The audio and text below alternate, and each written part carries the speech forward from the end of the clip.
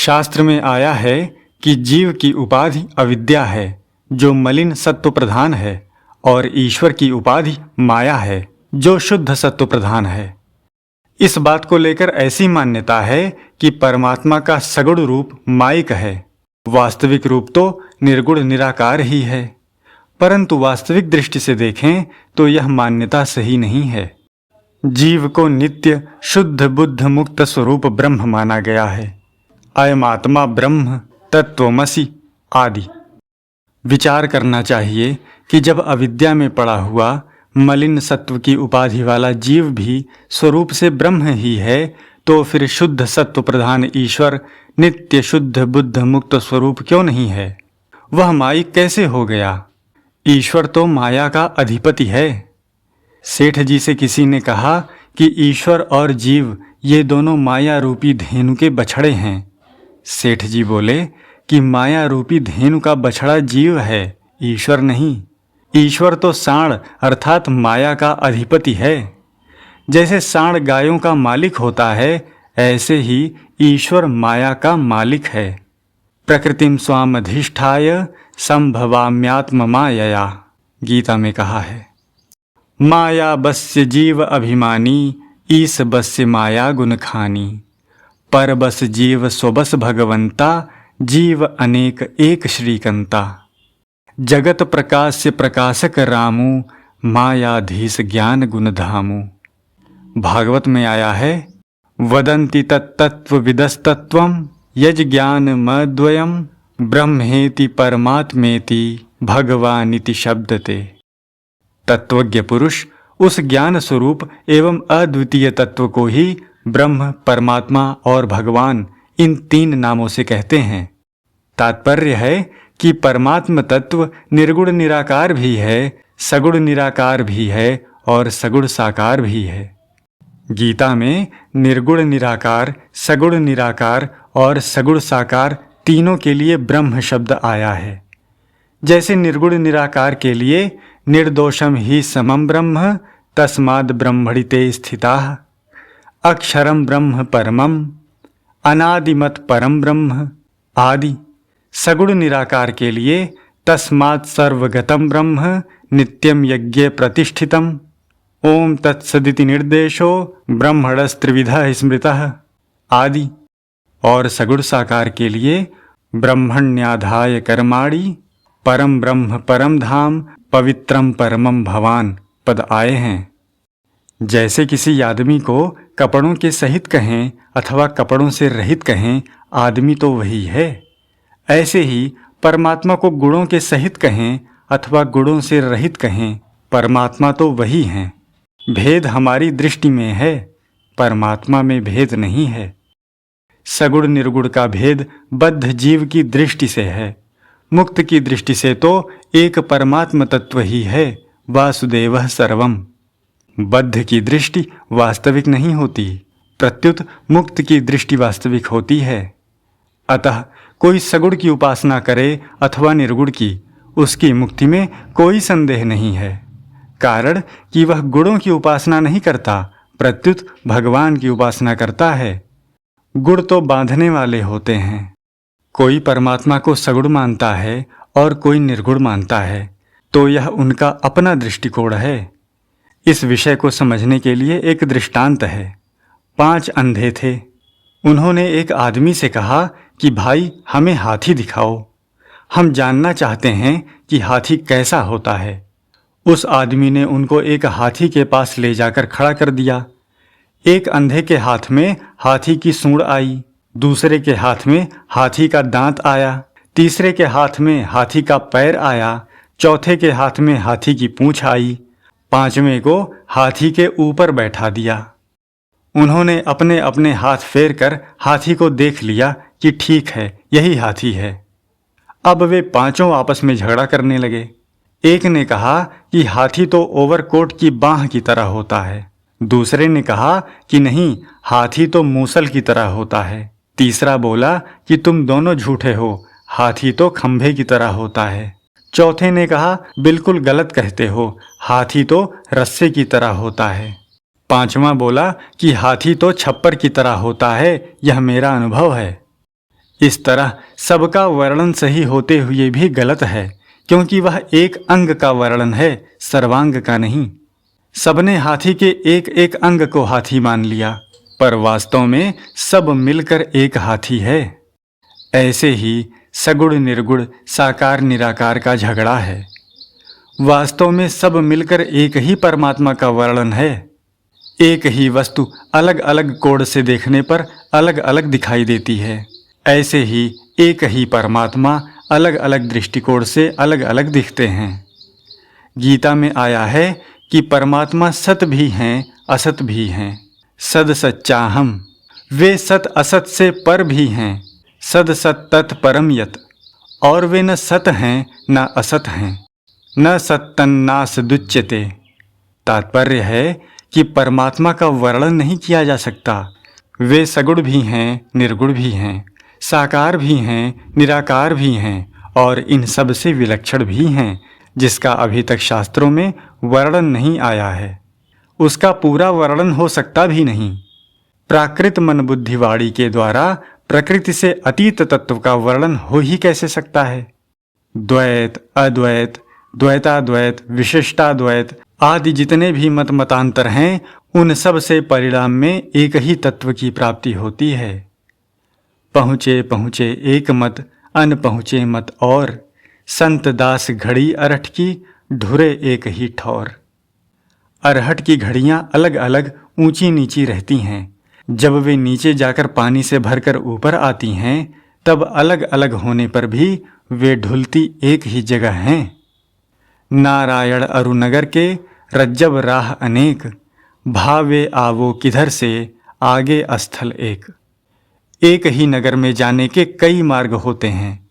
कोई पूर्व से आता है, कोई पश्चिम से आता है, कोई उत्तर से आता है, कोई दक्षिण से आता है। उनसे कोई पूछे कि नगर किस दिशा में है, तो पूर्व से आने वाला कहेगा कि नगर पश्चिम में है। पश्चिम से आने वाला नगर को पूर्व में बताएगा। उत्तर से आने वाला नगर को दक्षिण में बताएगा। दक्षिण से आने वाला कहेगा कि नगर उत्तर में है। सभी अपने अपने अनुभव को सच्चा बताएंगे और दूसरे के अनुभव को झूठा बताएंगे कि तुम झूठ कहते हो, हमने तो खुद वहां जाकर देखा है। वास्तव में सभी सच्चे होते हुए भी झूठे हैं। पूर्व पश्चिम आदि का भेद तो अपने दृष्टिकोण आग्रह के कारण है। नगर न तो पूर्व में है, न पश्चिम में है, न उत्तर में है और न दक्षिण में है। वह तो अपनी जगह पर ही है। अलग अलग दिशाओं में बैठे होने से ही वे नगर को अलग अलग जगह पर बताते हैं। हम किसी महात्मा के विषय में पहले कल्पना करते हैं कि वह ऐसा होगा, ऐसी उसकी दाढ़ी होगी, ऐसा उसका शरीर होगा, आदि आदि। परंतु वहां जाकर उस महात्मा को देखते हैं तो वह वैसा नहीं मिलता। ऐसे ही किसी शहर के विषय में धारणा करते हैं, वहां जाकर देखने पर वह वैसा नहीं मिलता। जब लौकिक विषय में भी हम जो धारणा करते हैं वह सही नहीं निकलती, फिर जो सर्वथा असीम, अनंत, अपार, अलौकिक, गुणातीत परमात्मा हैं, उनके विषय में धारणा सही कैसे निकलेगी। उपासना करने वालों के लिए भगवान का स्वरूप क्या है, इस विषय में दो ही बातें हो सकती हैं। एक तो भगवान पहले अपना स्वरूप दिखा दें, फिर उसके अनुसार उपासना करें, और दूसरी हम पहले भगवान का कोई भी स्वरूप मान लें, फिर उपासना करें। इन दोनों में दूसरी बात ही ठीक बैठती है। कारण कि भगवान पहले अपना स्वरूप दिखा दें, फिर हम साधन करें, तो उस स्वरूप का ध्यान, वर्णन आदि करने में हमारे से कहीं न कहीं गलती हो ही जाएगी, जिसका हमें दोष लगेगा। भगवान भी कह सकते हैं कि तुमने भूल क्यों की। इसलिए भगवान ने कृपा करके यह नियम बनाया है कि साधक उनके जिस रूप का ध्यान करें, जिस नाम का जप करें, उसको वे अपना ही मान लेते हैं, क्योंकि भगवान सब कुछ हैं। अगर हमने यह सिद्धांत बना लिया कि परमात्म तत्व सगुण ही है अथवा निर्गुण ही है, तो फिर उसकी प्राप्ति हो ही गई। हमने उसको जान ही लिया, फिर साधन करने की क्या जरूरत रही। अगर हम उसकी प्राप्ति नहीं मानते, अपने को ज्ञात ज्ञातव्य नहीं मानते और साधन करने की जरूरत समझते हैं, तो हमने अभी उसको तत्व से जाना नहीं है। वास्तव में आज तक वेद, पुराण, संतवाणी आदि में परमात्मा का जितना वर्णन हो चुका है, जितना वर्णन वर्तमान में हो रहा है और जितना वर्णन भविष्य में होगा, वह सब का सब मिलकर भी परमात्मा का पूरा वर्णन हो ही नहीं सकता। परमात्मा के विषय में हम जितनी कल्पना कर सकते हैं, परमात्मा उससे भी विलक्षण हैं। वेद, पुराण, संतवाणी आदि में परमात्मा का जो वर्णन हुआ है वह वाद विवाद के लिए नहीं है, प्रत्युत उसका उद्देश्य, उसकी सार्थकता यही है कि मनुष्य परमात्मा को वैसा मानकर उनके सम्मुख हो जाए और उनकी प्राप्ति में तत्परता से लग जाए तथा उनकी प्राप्ति कर ले। परमात्मा सगुण हैं, निर्गुण नहीं हैं, अथवा परमात्मा निर्गुण हैं, सगुण नहीं हैं, इसमें विधि अंश परमात्मा सगुण हैं या परमात्मा निर्गुण हैं ऐसा मानना तो ठीक है, पर निषेध अंश परमात्मा सगुण नहीं है या परमात्मा निर्गुण नहीं है ऐसा मानना बहुत बड़ी गलती है। कारण कि निषेध अंश मानने से हमने एक तो परमात्मा को सीमित मान लिया, उनमें कमी मान ली, और दूसरे जिसका हमने निषेध किया उसकी उपासना करने वालों के हृदय को ठेस पहुंचाई, उनको विचलित किया, जो कि एक बड़ा अपराध है। कारण कि दूसरे मत को मानने वाला साधक कोई निषिद्ध आचरण नहीं करता, प्रत्युत जिस किसी प्रकार से भगवान में ही लगा हुआ है, अतः उसकी निंदा करने से उसका तो कुछ नहीं बिगड़ेगा पर अपनी हानि हो ही जाएगी, अर्थात हमारी उपासना में बाधा लग ही जाएगी। परमात्मा सगुण नहीं है अथवा निर्गुण नहीं है, इस प्रकार हम अपने उपास्य को सीमित बनाएंगे तो उसकी उपासना भी सीमित ही होगी। भगवान के एक रूप को मानने वालों के साथ राग होगा और दूसरे रूप को मानने वालों के साथ द्वेष होगा, तो इस प्रकार राग द्वेष के रहते हुए परमात्मा की प्राप्ति कैसे होगी? हम अपनी समझ बता सकते हैं कि हमें तो भगवान का अमुक रूप समझ में आता है, पर परमात्मा का ठेका लेना कि वे ऐसे ही हैं, यह गलती की बात है। हमें तो सगुण ही प्रिय लगता है, अथवा हमें तो निर्गुण ही ठीक लगता है, या हमें तो द्वैत सिद्धांत ही ठीक जंचता है, अथवा हम तो अद्वैत सिद्धांत को ही ठीक समझते हैं। ऐसा कहना तो साधक के लिए ठीक है, पर दूसरे के इष्ट, सिद्धांत, मत आदि की निंदा या खंडन करना साधक के लिए महान बाधक है। भगवान के एक रूप को ही मानकर उसका आग्रह, पक्षपात रखना अनन्यता नहीं है। अनन्यता का तात्पर्य है भगवान के सिवाय संसार में कहीं भी आसक्ति न करना। साधक को अपने मत, संप्रदाय आदि का आग्रह नहीं रखना चाहिए, प्रत्युत उसका अनुसरण करना चाहिए। अपने मत का आग्रह रखने से उसका दूसरे मत से द्वेष हो जाएगा, जिससे वह दूसरे मत की बातों को निष्पक्ष होकर नहीं सुन सकेगा। सभी मत संप्रदाय आदि में अच्छे अच्छे संत महापुरुष हुए हैं। अपने मत का आग्रह रहने से साधक उन संत महापुरुषों की अच्छी अच्छी बातों से वंचित रह जाएगा। अतः साधक को चाहिए कि वह प्रत्येक मत संप्रदाय आदि की बातों को निष्पक्ष होकर सुने, उन पर गहराई से विचार करे और जो बातें उपयोगी लगें उनको ग्रहण करे। साधक को सारग्राही बनना चाहिए। अगर उसको अपने या दूसरे के मत में कोई शंका पैदा हो जाए तो जिन पर उसकी श्रद्धा हो उनसे पूछकर समाधान कर लेना चाहिए। न समझने के कारण अपने मत में कोई कमी या बाधा दिखे तो उसका त्याग कर देना चाहिए। उपनिषद में आचार्य अपने शिष्यों को उपदेश देते हैं, यान्यन वद्यानि कर्माणि तानि सेवितव्यानि नो इतराणि, यान्यस्माकं सुचरितानि तानि त्वयोपास्यानि नो इतराणि। तैत्तिरीय उपनिषद। जो निर्दोष कर्म हैं उनका ही तुम्हें सेवन करना चाहिए। दूसरे दोषयुक्त कर्मों का कभी आचरण नहीं करना चाहिए। हमारे आचरणों में से भी जो अच्छे अच्छे आचरण दिखें उनका ही तुम्हें सेवन करना चाहिए, दूसरों का कभी नहीं। इसका अर्थ यह नहीं है कि उन आचार्यों में कोई कमी या दोष है। कमी हमारी समझ में है, उनमें नहीं।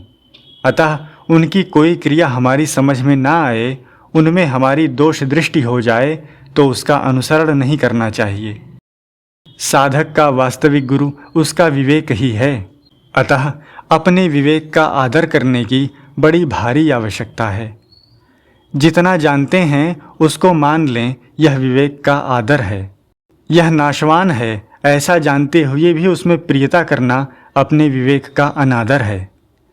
जिसकी नाशवान में प्रियता है वह अविनाशी तत्व को कैसे समझेगा? अगर वह असत में ही उलझा रहेगा तो सत तत्व की प्राप्ति कैसे होगी? जिसकी भोग और संग्रह में प्रियता है वह परमात्म तत्व की प्राप्ति तो दूर रही, उसकी प्राप्ति का निश्चय भी नहीं कर सकता। भोग ऐश्वर्य प्रसक्ता नाम तयापहृत चेतसाम व्यवसायात्मिका बुद्धि समाधो न विधीयते।